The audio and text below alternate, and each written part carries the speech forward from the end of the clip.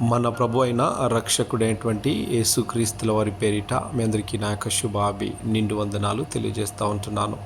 ఈరోజు దేవుని యొక్క వాగ్దానము గలతీలకు రాసిన పత్రిక 3వ అధ్యాయము 26వ వచనము. యేసుక్రీస్తునందు మీరందరూ విశ్వాసము వలన దేవుని కుమారులై ఉన్నారు.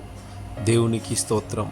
నా ప్రియ సహోదరి సహోదరుడా, యేసుక్రీస్తునందు విశ్వాసము వలన మనమందరము దేవుని కుమారులై ఉన్నాము అని దేవుని యొక్క వాక్యము సెలవిస్తూ ఉంటుంది.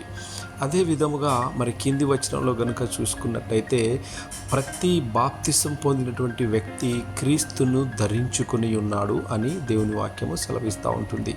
అంటే మనలో క్రీస్తు ఏకమై ఉన్నాడు అని మనము గ్రహించుకోవాలి.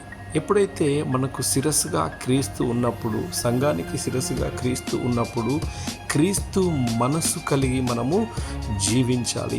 ఎందుకంటే క్రీస్తు మనకు శిరస్సుగా ఉన్నప్పుడు మన పాదముల కింద ఈ యొక్క మరి దయ్యపు సామ్రాజ్యము మన పాదముల కింద దేవుడు పెట్టి ఉంటున్నాడు. ఎందుకంటే మనకు శిరస్సు క్రీస్తు అయినప్పుడు, ఆయన మనస్సు కలిగి మనము జీవించినప్పుడు ఆ మన పాదముల కింద ఆ దయ్యపు సామ్రాజ్యాన్ని కూడా పెట్టి ఉన్నాడని మనము నమ్మాలి.